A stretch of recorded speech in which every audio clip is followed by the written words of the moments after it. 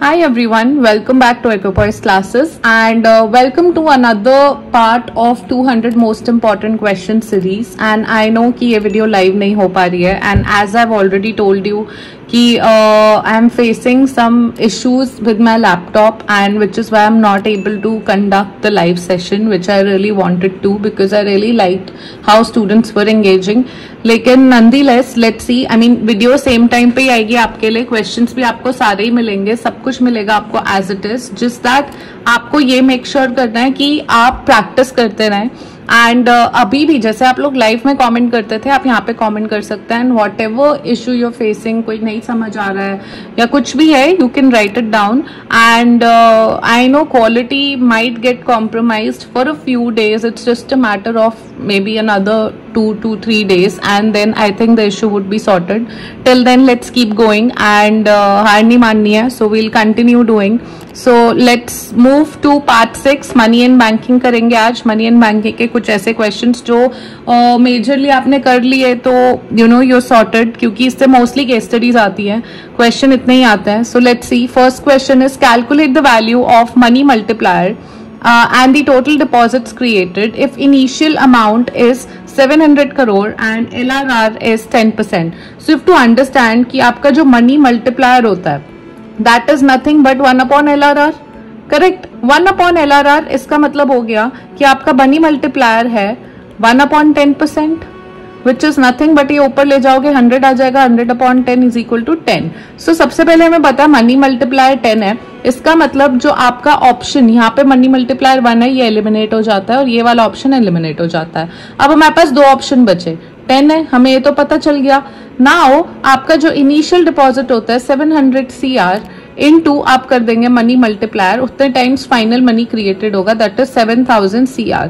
अब यहाँ पे आपको कंफ्यूज करने के लिए लाख दिया है but this is also not the correct answer. The correct answer is option number D. I hope it's clear. It was fairly an easy question. Let's move to the next question. During COVID-19 situation, many economists have raised concerns that Indian economy faced, so highlight deflationary situation due to reduced economic activities in the country. Suppose you are a member of high-powered committee constituted by the Reserve Bank of India. You have suggested that as a supervisor of commercial bank, dash of money supply be ensured by RBI of India. ठीक है, so basically you have suggested as a supervisor of commercial bank कि dash of money supply should be ensured by reserve bank. सबसे पहले आपको देखना है deflationary situation है economy में. ठीक है, डिफ्लेशनरी सिचुएशन का मतलब होता है लोगों के पास पैसा नहीं है खर्च करने के लिए, आपको लोगों को पैसा देना पड़ेगा. So in the money and banking chapter I always से पैसा देना पैसा लेना. ठीक है, पैसा देना क्या होता है और पैसा लेना क्या होता है. And this also works in excess demand, जो ADAS का आपका चैप्टर गया या यूनिट गया है उसमें भी ये काम आता है. तो ये ट्रिक क्या होती है कि जब इकोनॉमी में इन्फ्लेशन है, इन्फ्लेशन का मतलब है लोगों को महंगाई बहुत है, लोग खर्चा बहुत ज्यादा कर रहे हैं. करेक्ट, लोग खर्चा बहुत ज्यादा कर रहे हैं तो उनसे पैसा ले लो ताकि वो खर्चा करना बंद कर दें. तो उस टाइम पैसा लेना होता है RBI को. पैसा ले लेगी तो लोगों के पास पैसा कम होगा, ऑटोमेटिकली खर्चा कम हो जाएगा, प्राइसेस कम हो जाएंगे. डिफ्लेशनरी गैप मतलब है लोग खर्चा कर नहीं रहे, उनके हाथ में पैसा दो. सो इसको कहता है पैसा देना. RBI को पैसा देना चाहिए.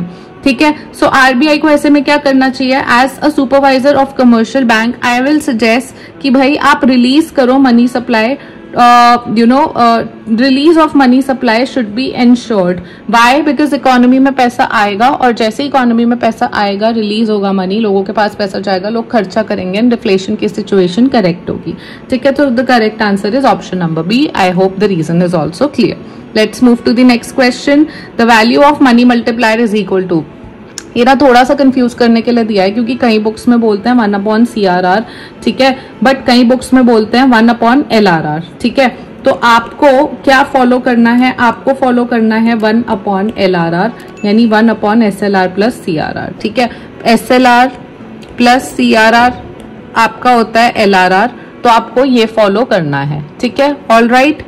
देन आप 1 upon CRR तब करते हो जब आपको SLR 0 दिया होता है, दिया ही नहीं होता, then you talk of CRR. ठीक है, नेक्स्ट क्वेश्चन पे आ जाते हैं. Next question is match the statements given under A with the correct option given under B. सबसे पहले देखो बैंक रेट क्या होता है, money multiplier, OMO and central bank. यहाँ पे लेफ्ट हैंड साइड मुझे कॉलम ए में ये सब दिया है. तो बैंक रेट देखते हैं. सबसे पहले देखते हैं sale and purchase of government security. ये होता है ओपन मार्केट ऑपरेशन. सो हमें पता है कि जो 3 है वो A है. ठीक है.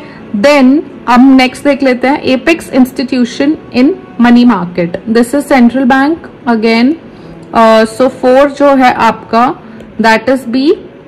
Then long term loan from RBI to commercial bank. This is bank rate. So 1 is C.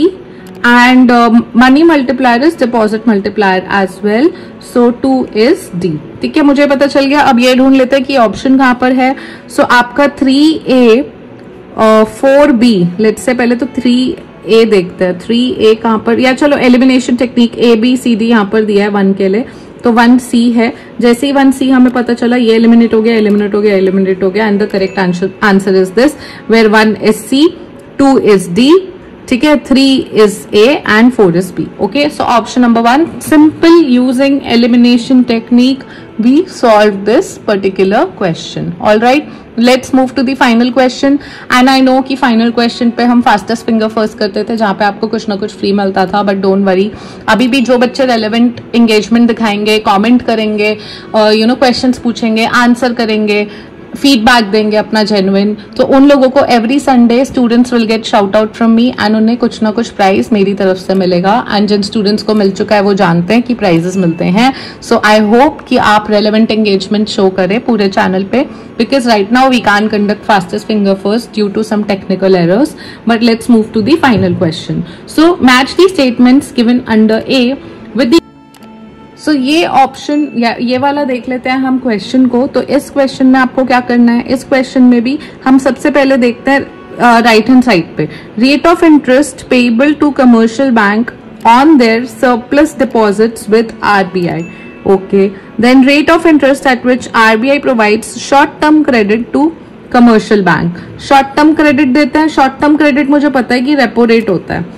ठीक है, B1 है, तो मैंने ये ऑप्शन एलिमिनेट कर दिया. मेरे पास 2 ऑप्शन बचा है. तो इससे 2 जो है वो A हो गया, रिवर्स रेपो रेट हो गया. करेक्ट है. अब बैंक रेट और monetary policy. Rate policy of central bank monetary policy होती है. सो C जो है हमारा 4 हो गया. एंड आपका जो 3 है बैंक रेट, वो लॉन्ग टर्म इंटरेस्ट का होता है, लॉन्ग पीरियड के लिए. सो 3 आपका D हो गया. ठीक है, सो ये करेक्ट ऑप्शन का है, ये भी एलिमिनेट हो जाता है. The correct answer is this, 1B, 2A, 3D and 4C. So I hope this is clear. With this we have come to an end of this video, and for more information आप लोग इस website पे visit कर सकते हैं. App का link भी description में है. सारे इंपॉर्टेंट वीडियोस और आपके लिए जो भी इंपॉर्टेंट रिसोर्सेज है मैं सबका लिंक डिस्क्रिप्शन बॉक्स में दे रही हूँ. सो आप वो देख लीजिए. And I'll be seeing you very soon everyone. Till then keep practicing. I know question practice is critical, so I make sure कि आप question practice करते रहें. For me that is something which is of utmost importance.